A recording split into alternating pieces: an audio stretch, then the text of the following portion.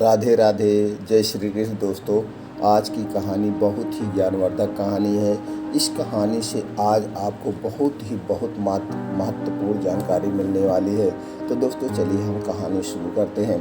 एक बार राजा कृष्णदेव राय अपने दरबारियों के साथ चर्चा कर रहे थे। चर्चा करते करते अचानक बात चतुराई पर होने लगी। महाराज कृष्णदेव राज के दरबार में राजगुरु से लेकर कई अन्य दरबारी तेनाली राम से जलते थे। ऐसे में तेनाली राम को नीचा दिखाने के लिए एक मंत्री दरबार में बोल पड़ा कि महाराज, दरबार में मैं एक से बढ़कर एक बुद्धिमान और चतुर लोग मौजूद हैं, और अगर मौका दिया जाए तो हम सभी अपनी चतुराई आपके सामने पेश कर सकते हैं। किंतु महाराज कृष्णदेव ने हैरत में पड़ते हुए पूछा, किंतु क्या मंत्री जी? इस पर सेनापति बोले, महाराज, मैं आपको बताता हूँ कि मंत्री जी के मन में क्या बात है। दरअसल इस दरबार में तेनाली राम के अलावा किसी को भी अपनी चतुराई साबित करने का मौका नहीं दिया जाता है। हर बार तेनाली राम ही चतुराई का श्रेय ले लेते हैं, तो ऐसे में दरबार के बाकी लोग अपनी योग्यता कैसे दिखा सकते हैं। महाराज कृष्णदेव राय तेनाली राम की बात सुनकर समझ गए कि दरबार के सभी लोग तेनाली राम के विरोध में उतर आए हैं। इसके बाद महाराज कुछ देर शांत रहे और मन ही मन विचार करने लगे। तभी महाराज की नज़र भगवान की मूर्ति के सामने जल रही धूप बत्ती पर पड़ी। धूप बत्ती को देखकर महाराज के मन में सभी दरबारियों की परीक्षा लेने का विचार आया।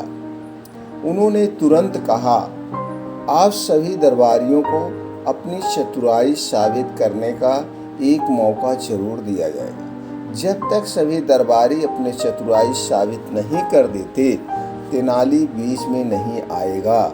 यह सुनकर दरबार में मौजूद लोग खुश हो गए। उन्होंने कहा, ठीक है महाराज, आप बताएं कि हमें क्या करना होगा। राजा कृष्णदेव राय ने धूप बत्ती की तरफ उंगली करते हुए कहा कि मेरे लिए 2 हाथ धुआं लेकर आओ। मेरे हाथ 2 हाथ में धुआं लेकर आओ। जो भी यह काम कर पाएगा उसे तेनाली राम से अधिक बुद्धिमान समझा जाएगा। महाराज की बात सुनकर सभी दरबारी सोच में पड़ गए और आपस में चर्चा करने लगे कि यह कैसे संभव है। भला धुएं को नापा जा सकता है क्या? इसके बाद अपनी चतुराई साबित करने के लिए सभी दरबारियों ने अपना हाथ आजमाया, लेकिन कोई भी धुआं नाप नहीं पाया। जैसे ही कोई धुआं नापने को कोशिश करता, धुआं उनके हाथों से निकल पर उड़ जाता था, पकड़ में ही नहीं आता था। जब सभी दरबारियों ने हार मान ली, तब उनमें से एक दरबारी बोला कि महाराज, हमारे हिसाब से धुएं को नापा नहीं जा सकता है। हाँ, अगर तेनाली राम कर पाए तो हमें उन्हें अपने से अधिक बुद्धिमान मान लेंगे, लेकिन अगर वह ऐसा नहीं कर पाए तो आपको उन्हें हमारे ही जैसा समझना होगा। राजा मुस्कुराते हुए बोले, क्यों नहीं तेनालीराम, क्यों तेनालीराम, तुम्हारा क्या विचार है? क्या तुम तैयार हो? इन बातों से सहमत हो? इस पर तेनालीराम ने सिर झुकाते हुए कहा, महाराज, मैंने हमेशा आपके आदेश का पालन किया है, इस बार भी जरूर करूँगा। इसके बाद तेनालीराम ने एक सेवक को बुलाया और उसके कान में कुछ कहा। उनकी बात सुनकर सेवक तुरंत दरबार से बाहर चला गया। दरबार में चारों ओर चुप्पी छा गई, सन्नाटा छा गया। सभी यह देखने के लिए उतावले हो रहे थे कि अब तेनालीराम क्या करेंगे। आखिर कैसे तेनालीराम राजा को 2 हाथ धुआं देता है। तभी सबकी नजर सेवक पर पड़ी, जो शीशे की बनी 2 हाथ लंबी नली लेकर दरबार में दरबारी हाजिर होता है। वापस आ गया।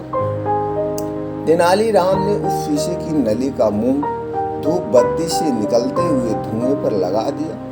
थोड़ी ही देर में शीशे की पूरी नली धुआं से भर गई और तेनालीराम ने जल्दी से नली के मुंह पर कपड़ा लगाकर उसे बंद कर दिया और उसे महाराज की तरफ करते हुए कहा, महाराज यह लीजिए 2 हाथ धुआं।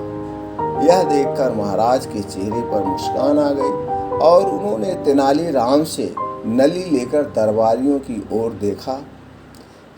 सभी के सिर तेनालीराम की चतुराई देखकर शर्म से नीचे झुक गए। वहां कुछ दरबारी तेनालीराम के पक्ष में भी थे। उन सब की आंखों में तेनालीराम के लिए सम्मान था। तेनालीराम की बुद्धिमानी और चतुराई देखकर राजा बोले, अब तो आप लोग यह समझ गए होंगे कि तेनालीराम की बराबरी करना संभव नहीं है। इसके जवाब में दरबारी कुछ भी बोल ना सके और उन लोगों ने चुपचाप सिर झुका लिया। दोस्तों, इस कहानी से हमें क्या सीख मिली? हमें दूसरों की बुद्धिमत्ता, दूसरों की बुद्धिमानी, दूसरों की चतुराई का सम्मान करना चाहिए और किसी के चतुराई से जलन नहीं करनी चाहिए, बल्कि उसी चतुराई से हमें सीख लेनी चाहिए। उस चतुराई से, उस बुद्धिमानी से हम सीख लेकर अपने भी ज्ञान को बढ़ा सकते हैं। भलाई इसी में होती है, जब भी हम सीख लें तो दूसरों की चतुराई से, दूसरों की बुद्धिमानी से, यह इसको कैसे करता है, यह इस काम को यह कैसे करता है। आज के ज़माने में क्या हो गया, कोई बिजनेस कर रहा है, बिजनेस से उनके जलन कर रहा है, कोई नौकरी में तरक्की कर रहा है तो उससे आदमी जलन कर रहा है। अब इसमें ये सीखने वाली, सोचने वाली बात होगी कि अगर वो बिजनेस में तरक्की कर रहा तो बिजनेस में क्या नया कर रहा है, क्या वह ज़्यादा मेहनत कर रहा है या बिजनेस में कोई नई तकनीकी लगाया है जिसकी वजह से उसका बिजनेस कर रहा, कुछ ना कुछ अलग करता होगा तभी वो अलग कर रहा है। जैसे कोई साइंटिस्ट है, कोई बच्चा है, अगर कोई बच्चा पढ़ रहा है, बच्चे तो बहुत ही क्लास में होते हैं, लेकिन उसमें से कुछ बच्चे होते हैं जो कि टैलेंटेड होते हैं।